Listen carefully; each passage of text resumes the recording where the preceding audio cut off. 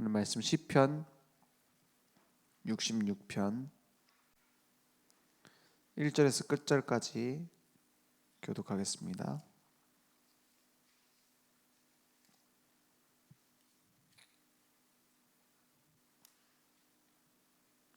시편 66편 1절에서 끝절까지 제가 여러분이 한번 교독하겠습니다. 온 땅이여 하나님께 즐거운 소리를 낼지어다.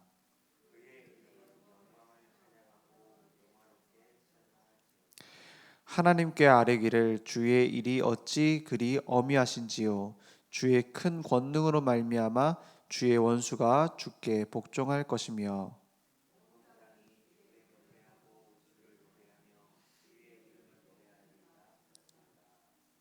와서 하나님께서 행하신 것을 보라. 사람의 아들들에게 행하심이 어미하시도다.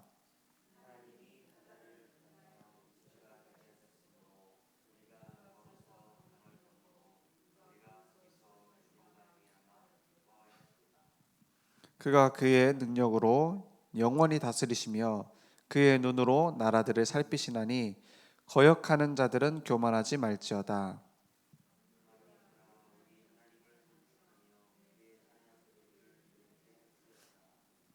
그는 우리 영혼을 살려두시고 우리의 실족함을 허락하지 아니하시는 주시로다.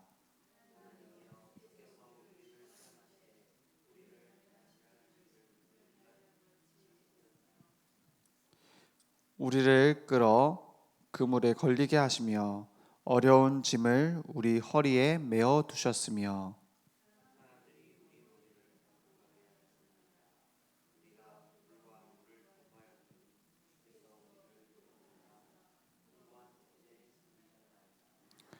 내가 번제물을 가지고 주의 집에 들어가서 나의 소원을 주께 갚으리니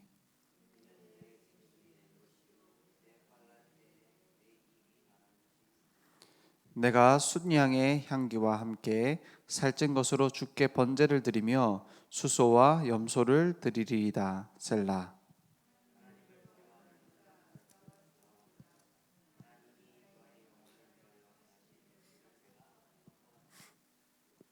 내가 나의 입으로 그에게 부르짖으며 나의 혀로 높이 찬송하였도다.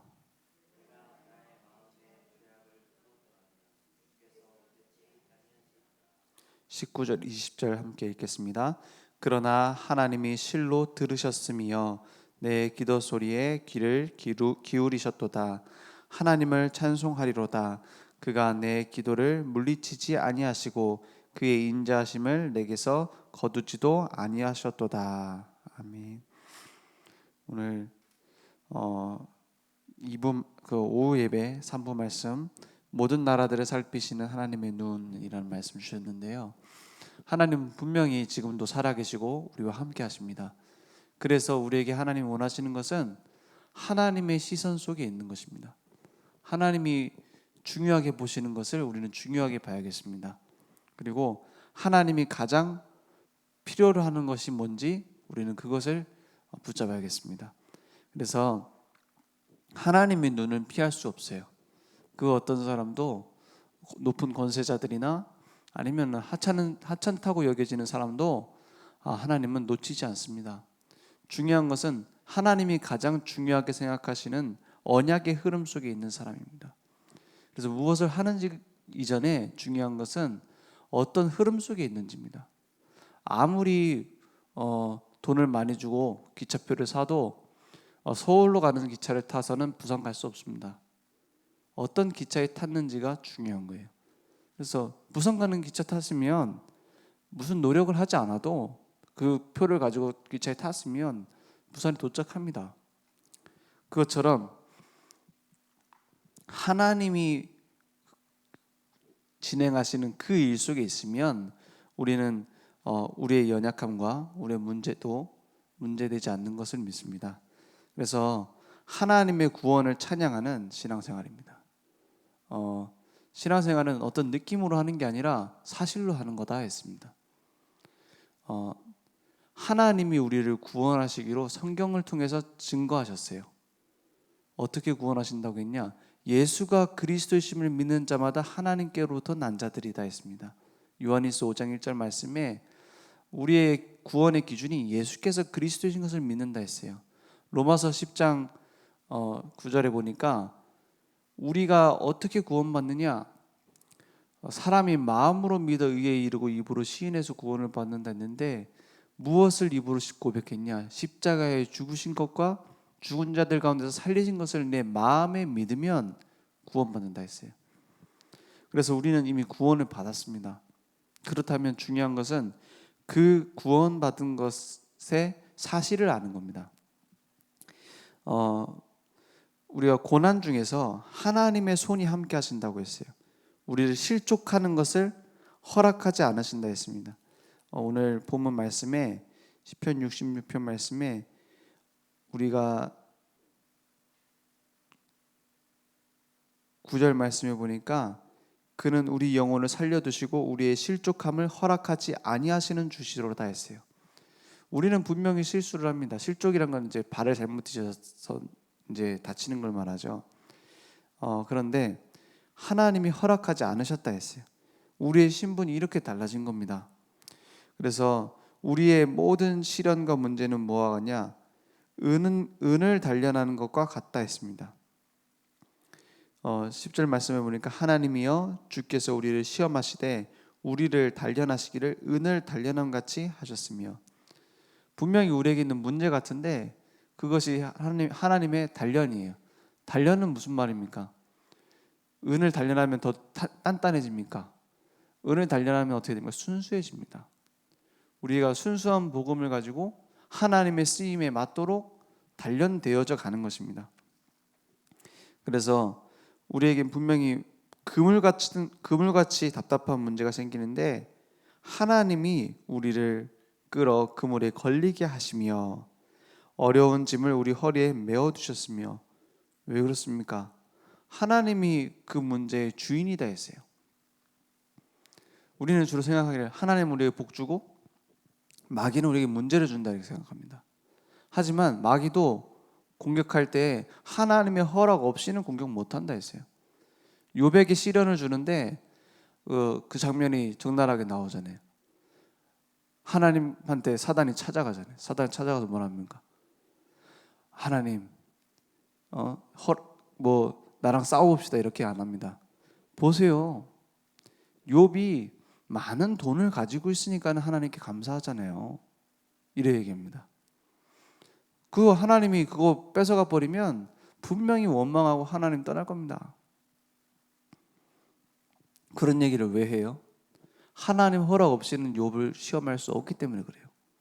그러니까는 하나님이 그러면 내가 다른 건 다 허락하는데 생명은 거둬가지 마라 이래요. 그러니까는 욥한테 가고 막 재산 뺏어가고요, 건강 뺏어가고요, 문제 주잖아요. 중요한 것은 하나님이 그것을 알고 계시고 하나님의 시선이 어디에 있을까요? 지금 욥에게 있는 거예요. 욥에게 들어가는 문제와 욥이 당하는 고난에 하나님은 관심이 있어요.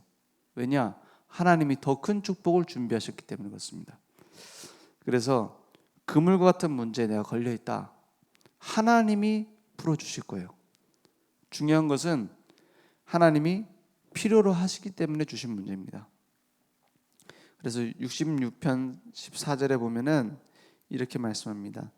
이는 내 입술이 낸 것이요 내 환난 때에 내 입이 말한 것이니라 했어요. 13절에는 번제물을 가지고 주의 집에 들어가서 나의 소원을 주께 갚으리니, 15절에 보니까 내가 순양이 향기와 함께 살찐 것으로 주께 번제를 드리며 수소와 염소를 드리리라 했어요. 우리 진짜 문제는 언제 통과되어집니까? 나의 모든 저주, 나의 모든 재앙, 그리스도의 십자가의 피로 단번에 끝내줬다 했어요. 그 피제사가 우리에게 회복되어질 때에 우리에게 진정한 통과되어지는 응답이 있을 줄 믿습니다. 그것은 문제 해결 정도가 아닙니다. 하나님이 어미하신 것을 체험한다 했어요. 어미하시다는 것이 위대하시고 멋지시다 이거죠. 우리의 그 기준과 다른 하나님의 위대하심을 본다 이 말입니다. 그래서 원수들은 거기에 복종할 수밖에 없어요. 그래서 우리가 우리 그 어린 아이들이 한 번씩 물어봐요. 뭐냐? 예수 그리스도 이름으로 결박하면 사단이 얼마 동안 물러가 있냐 그래. 그래서 보니까는 계속 결박하거든. 몇 시간 정도 결박되냐 이렇게 물어봐요. 유효가 얼마나 되냐. 그래서 자기들은 이제 사실적으로 생각을 해보는 거죠.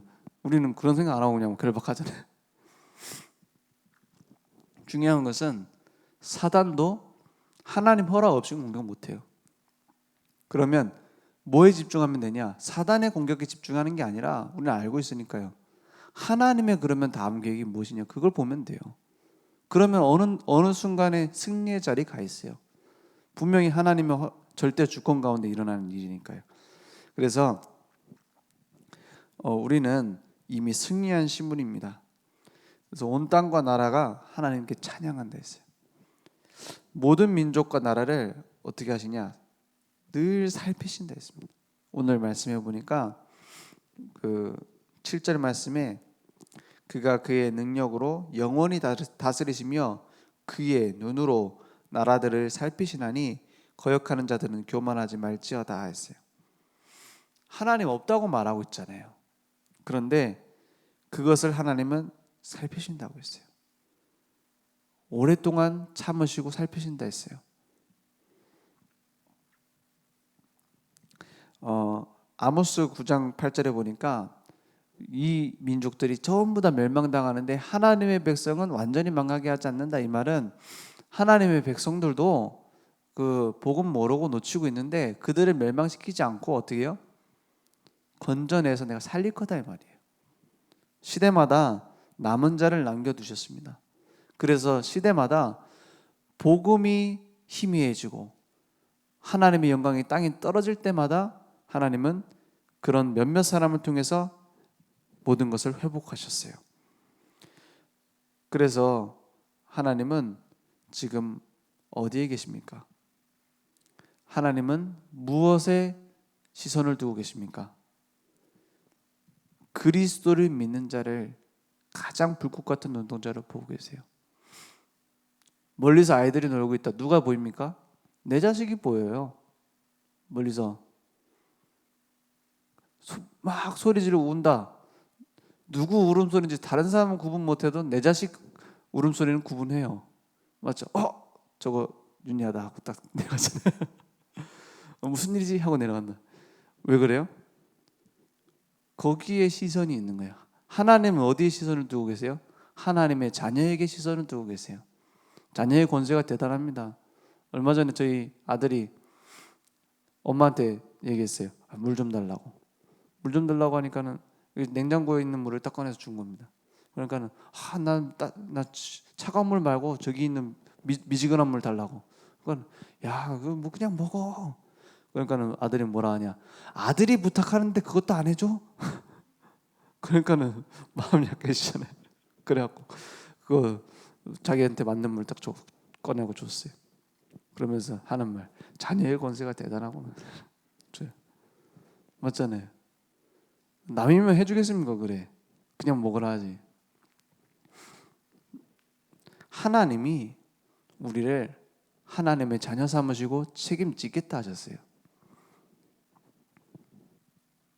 그래서 우리의 환경, 고난, 사건, 위기가 우리를 멸망시키지 못합니다.